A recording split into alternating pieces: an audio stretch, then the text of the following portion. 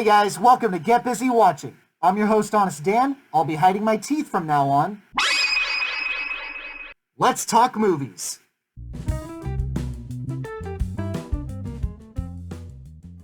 Let's talk about the DC Universe. Yeah, no, that was a cheap joke. I'm not talking about the live-action extended universe. I'm talking about the vastly superior animated universe. You could make a very strong argument that all this started with Bruce Timm and his groundbreaking Batman the Animated Series, which expanded to a Superman series, Batman Beyond, the best Batman animated movies, and my personal favorite cartoons of all time,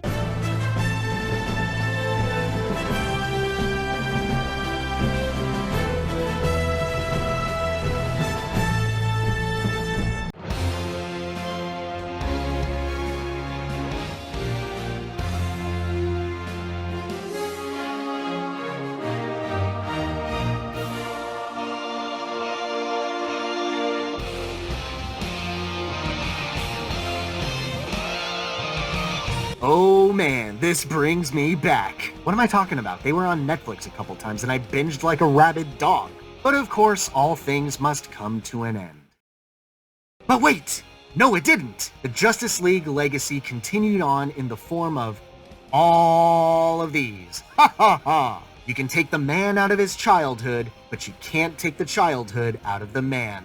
Yes, I will indeed wear this shirt for the rest of the video. The affectionately named DC Animated Universe, or is that official? Yeah, it is, has been going strong since 2007. Well, sort of. Animated films were getting routinely made, but they served as more standalone stories than an actual interconnected universe. Personal favorites include Wonder Woman.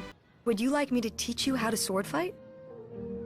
The thrust is a better move as it's more likely to cause real injury. Do you understand? Uh-huh. Now go, unleash hell. That was sweet, teaching her to disembowel her playmates like that. And Batman Under the Red Hood.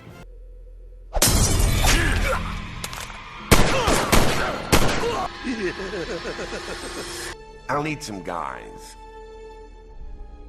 Not these guys, because, well, they're kind of dead.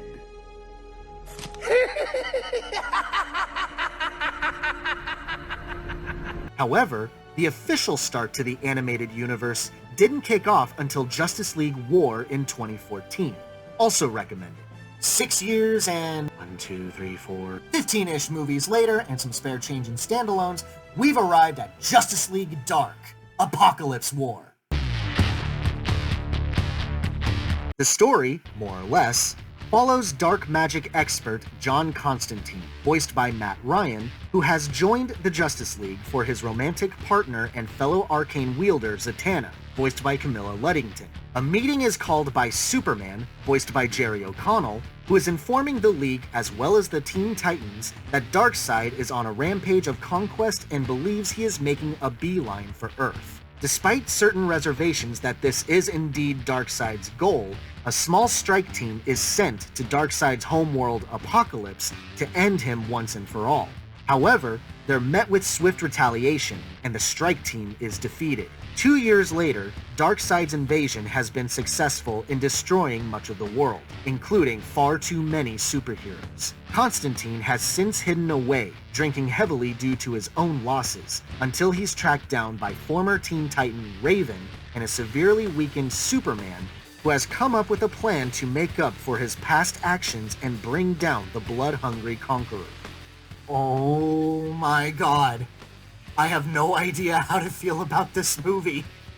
How can I? I spent the entire thing watching my favorite superheroes get killed, appendages getting ripped off, and even ripped in half.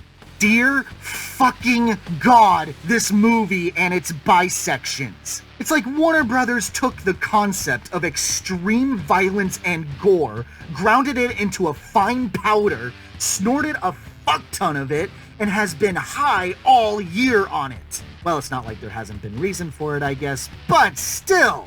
But I'm sure everyone's asking the same question. Is my reaction to said violence a good thing or a bad thing? Yes. Make no mistake, I've often complained like a baby when it comes to PG-13 violence that clearly calls for an R rating, or would be more satisfying with extra brutality. However, I've seen Hellboy, and that's since been the wake-up call that extreme gore and violence, while an unhealthy fun in an extra flamin' hot Cheetos combined with Diet Coke kind of way, it has to serve a purpose to the narrative. Story and characters have to come first. Otherwise you get Hellboy. Would Venom be a better movie if it got an R rating? You'd still have a subpar story, less than stellar writing, these bland or directionless performances, a Venom that never met Spider-Man, and you'd still have turds in the wind lines to deal with. Does extra blood really improve the experience? Is Once Upon a Deadpool a lesser film because the violence and profanity were cut down from the original release? It's still the same funny self-aware jokes, the same charming performances, and the same great Colossus butt-grabbing, so I say no. So what does that mean for this movie? Does the violence serve the narrative? Yeah, it does actually. I mean, the whole Justice League Dark should have been a dead giveaway that this would be a harsher story than has been previously told, but this is meant to have a doom and gloom atmosphere. Earth's greatest heroes are either dead, are under Darkseid's control, or fucking will die, and those that are left are broken, battered, and weaken as the story progresses. And that's the tame shit. This story gets dark as fuck. You have Nightwing, who lost his mind after Damian put him in the Lazarus pit. Raven attempting suicide. It has some extremely heavy themes, and they all make sense for the story being told. I think one of the most compelling elements while I was watching this was the amount of hate I had for Superman. A hate that I actually seem to share with several characters within the story itself. I'm not sure anyone who watches this in a vacuum, having not known anything about Doomsday and his impact on Superman, actually I'm pretty sure this movie retconned Doomsday's origins. What is his origin anyway? Is he a Cadmus experiment, or an alien genetic amalgamation of superior beings? It's kinda hard to get behind his mindset. I mean, irrationally thinking that Darkseid is heading to Earth right this second, throwing countless lives at him, and not once thinking that this could all be exactly what Darkseid wants? Even Constantine comments on this. Sure, Darkseid deserves killing, but you can't kick this hornet's nest like everyone on Earth is bulletproof. He basically wages war against Darkseid because, what, he almost killed him? Hasn't Lex nearly killed Superman on more than a few occasions? Comic fans, you can answer this question better. How many times has anyone that isn't Darkseid nearly killed Superman? My first thought would be a lot. Does he hold grudges against them in the same way that he holds it here? The point I'm making is that, yes, Darkseid is a bad dude, and the DC universe would be better off with him dead. But waging a war when it's unnecessary all because of busted pride? A, Superman's a superhero. You don't get into that line of work without knowing that it might mean laying down your life. If law enforcement and military can come to terms with that, he should be able to as well. B, waging war even against an enemy that deserves it doesn't seem like that's what Superman stands for. And C, waging war, even against an enemy that deserves it, doesn't seem like that's what the Justice League stands for. Fine, Supes, go and fight Darkseid until you're blue in the face, but leave the lives of the Justice League and, you know, the entire goddamn world out of your vendetta. To see the likes of Constantine and Damian hating Superman for the choices he made 2 years ago, we're finally shown that there are consequences for his actions, and the trust he once garnered is now destroyed. Finally, relatable fallout. With that said, the movie doesn't shy away from portraying Superman as a beacon of hope. Despite being powerless thanks to the liquid kryptonite in him, he's still fighting the good fight. And there's even a really powerful scene where Superman saves Raven from committing suicide, hence her devotion to him in the present day. So while it's easy and even wise to hold Supes accountable for what he's done, it's hard to full-on hate him as he is trying to do better and has a plan to make things right. I think that is the true genius of the story. It's got conflicting emotions, and it's not easy to swing one way or another. But no matter how depressing, bleak, and hopeless the story may get, You always want to see how this is going to play out. And while that does make for a compelling and even complex viewing, I have to admit this story has its drawbacks, especially toward the end. I won't dare give anything away here. And it's not all bad when you see the fates of certain heroes. The final 15, 20 some odd minutes gets a little random. Why does this character die but suddenly come back? Why does that character change their looks out of nowhere? Actually, that happens twice. Oh wow, this is happening. Wait, now it's just changing again. Oh, cool, this is happening. But we only get to watch it for a second? And by the time the story ends, it kind of feels empty. Like there's a whole other act about to play out, but then it just sort of ends in a very cop-out kind of way. Also, there's a questionable label being attached to this movie. That is the final film in the DC animated universe. Why? And why on such a dour note?